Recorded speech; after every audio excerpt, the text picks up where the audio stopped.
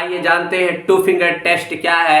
बच्चा ये बहुत ही खतरनाक टेस्ट होता था, यानी ये महिलाओं के प्रति, स्त्रियों के प्रति बहुत खतरनाक टेस्ट होता था। यह हमारे समाज के लिए एक कलंक होता था, टू फिंगर टेस्ट। आइए समझते हैं टू फिंगर टेस्ट में होता क्या था। एक्चुअली में जब किसी बच्ची या किसी महिला का रेप होता था तो उसको मेडिकल के लिए जाना पड़ता था, और जब मेडिकल के लिए जाते थे तो डॉक्टर्स क्या कहते थे, डॉक्टर्स इस टू फिंगर टेस्ट के द्वारा उसकी वर्जिनिटी को टेस्ट करते थे, यानी वह कुंवारी है या नहीं है, यानी वह उसका रेप हुआ है या नहीं हुआ है। तो आइए टू फिंगर टेस्ट को समझते हैं। ये टू फिंगर टेस्ट यानी आपकी दो उंगलियों, जहां पर ये बच्चा ये दो उंगलियां हमको विजय की प्रतीक दिखाती थी, वहीं पर अगर ये दो उंगलियां ऐसे कर दी जाती थी तो वह हमारे समाज के लिए कलंक होता था, कानून के लिए धब्बा होता था। यानी आपको ये बात समझनी होगी कि ये टू फिंगर टेस्ट क्या होता है। तो टू फिंगर टेस्ट में किसी रेपिस्ट महिला के साथ, जब रेपिस्ट महिला जो है जाती थी, किसके लिए जाती थी, मेडिकल के लिए जाती थी, तो उसमें डॉक्टर क्या करते थे, उसके जो प्राइवेट पार्ट होते थे उसमें क्या होता था, दो उंगलियां अंदर जो है डाली जाती थी।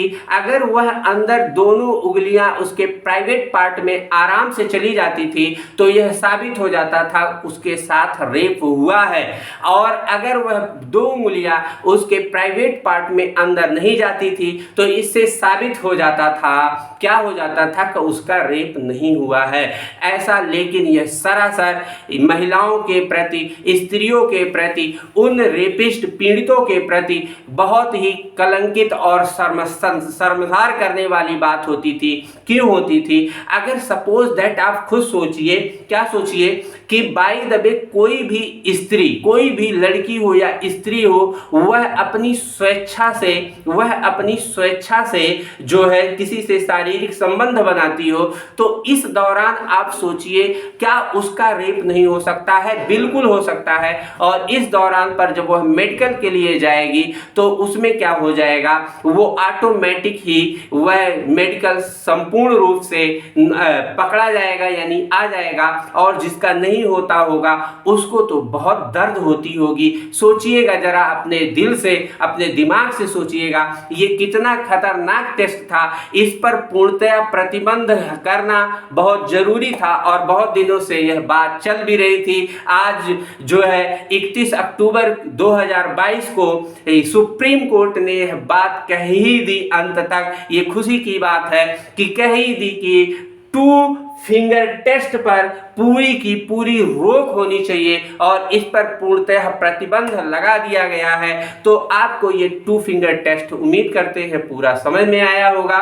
ये टू फिंगर टेस्ट बहुत ही दर्दनाशक था, क्योंकि यहाँ पर जिसका रेप होता था वो तो पहले से ही, आप खुद सोचिए, पहले से इतने दर्द में होता था। उसके बाद मेडिकल के दौरान डॉक्टरों द्वारा, यानी डॉक्टर जो वैज्ञानिक हैं, इनके जो शोध थे टू फिंगर टेस्ट से पता करने का, ये बहुत ही खतरनाक तरीका था। इस पर सुप्रीम कोर्ट ने अपनी मोहर लगा दी है और यह पूर्णतया बंद कर दिया गया है। इसलिए अब बच्चा, हमारा एक अच्छा नागरिक होने का यह फर्ज बनता है कि हम इस जानकारी को प्रत्येक व्यक्तियों तक, प्रत्येक पुलिस, प्रत्येक कानून व्यवस्था, प्रत्येक समाज के लोगों तक यह पहुंचाएं और यह धीरे धीरे सबको जानकारी हो। ये आपको करना ही होगा क्योंकि आप इस देश के अच्छे नागरिक हैं। तो ठीक है, आपको उम्मीद करते हैं टू फिंगर टेस्ट टोटल समझ में आया होगा।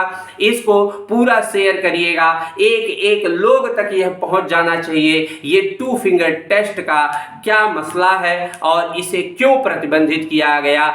चलिए अब मिलते हैं नेक्स्ट जानकारी के साथ।